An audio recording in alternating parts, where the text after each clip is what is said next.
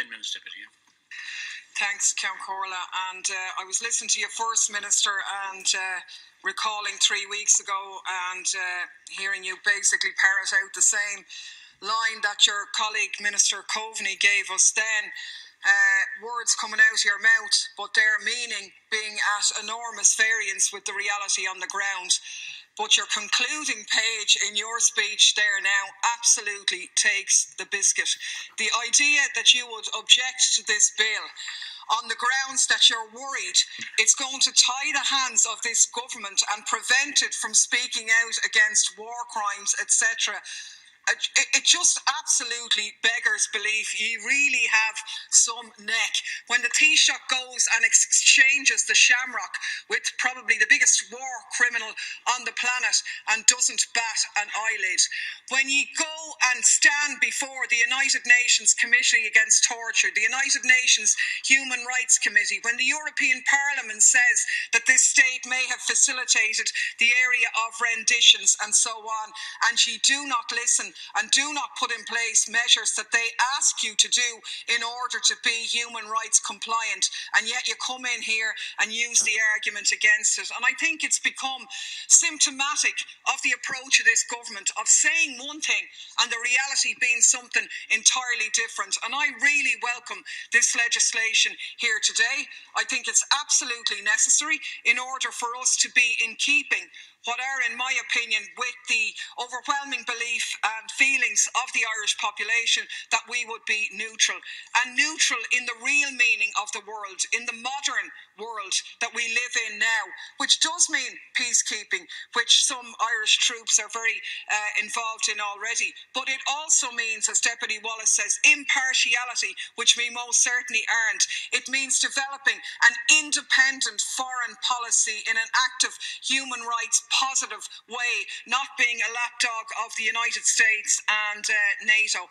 And earlier this week I had tabled a written question to the Minister for Foreign Affairs asking whether he was satisfied with the legislative position that we have now, that whether it was in keeping with international laws governing neutrality and whether it was sufficiently robust. And I got the usual waffle back as outlined by Deputy Wallace earlier about our neutrality being characterised by non-participation in military alliances. That's not all that neutrality is, and we may not actively send troops as combatants, but that's not enough in terms of being neutral. And it's quite obvious by the actions of this government, like your predecessors, that we are complicit in war activities as promoted primarily by the United States and NATO. And I just want to look at that situation and give a couple of examples on that,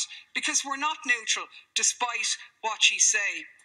And one of the reasons why we say that is not just because we think that, but we can actually back it up.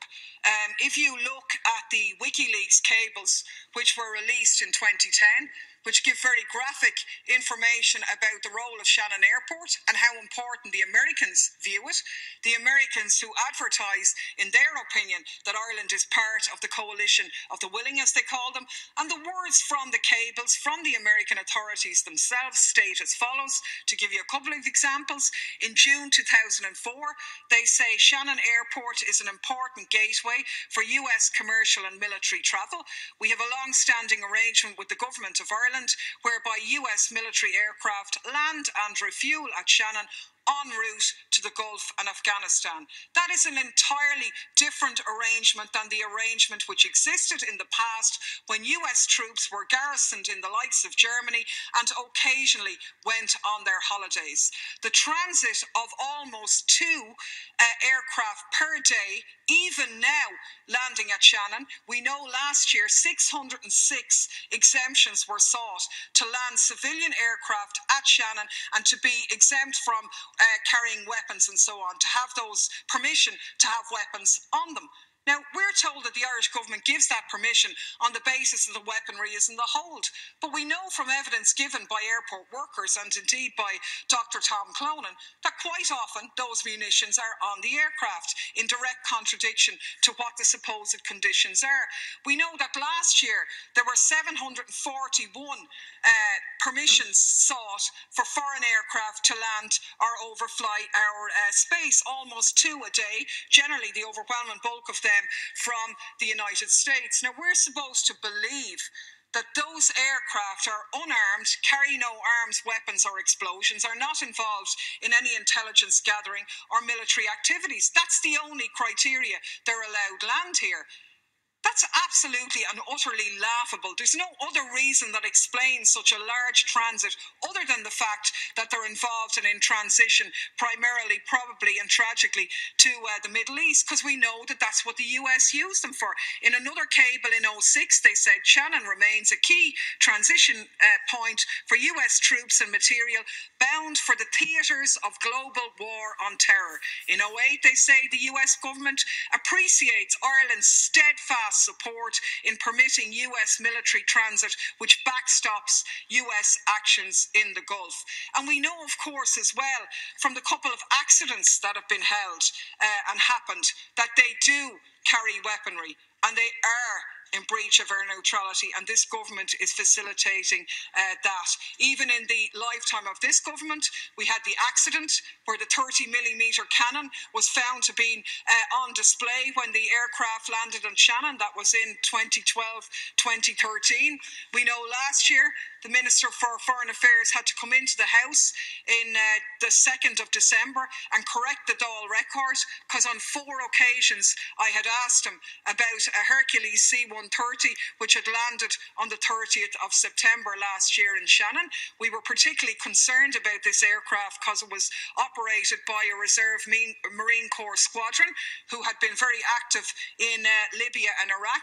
On 4 occasions we were told that the aircraft wasn't there. Then Minister Flanagan had to come in and tell us, well, actually, do you know what? It was there, and we're really sorry about that, but the department had got wrong information from the Shannon Airport Authority. Why were the Shannon Airport Authority giving the Department of Foreign Affairs the information when they're supposed to be the ones who authorised the permission in the first place? We had a recent incident at the end of last month where a very serious type of aircraft, an EC-130 Hercules, which is an entirely different animal altogether from the normal Hercules aircraft, landed supposedly an emergency landing on the 28th of February. We were told by the Minister that permission had been sought to land a different aircraft, but that this one happened to arrive. It wasn't that they were unannounced. They had sought permission for a normal Hercules to land on that day. And it's just beyond belief, if you like, that we've caught out yet another administrative error in this scenario. And the type of aircraft that landed then is called an airborne tactical weapons system. Couldn't possibly be anything other than involved in war, yet our government says that we are neutral. And Deputy Wallace is right. What we've had is a sleight of hand between 4 departments and rank hypocrisy to allow a scenario go on where we know that over 2.5 million troops, almost half the troops that landed and ended up in Iraq and Afghanistan, transited through this country on their way to war. And these are very important issues, because we look at the world now, and earlier in the week we had discussions where the government agreed with us that the scenario in Libya and the scenario in Syria are places of enduring horror now, almost without end. The countries have been annihilated. The states are not functioning. There are millions of refugees, hundreds of thousands of people slaughtered, and no end in sight. Not only that, but these actions have facilitated the growth of ISIS, a destabilisation of that entire region. And Irish people don't want to be part of that. But the reality is that we are, by allowing Shannon Airport to be used in this way. And the government can talk about triple locks and the authority of the Dáil. As Deputy Wallace explained, that has been used to carry out a sleight of hand and to undermine the wishes of the Irish people in that regard. Therefore, I fully support the motion and think that it is absolutely necessary in order to be in accordance with the wishes of the Irish people, but critically, in order for us to adhere to our human rights obligations on a global scale and to be to the forefront of peacekeeping and active neutrality and the proud tradition that we had as an independent sovereign nation with an independent foreign policy, not one that slavishly follows the wishes of the United Nations and NATO.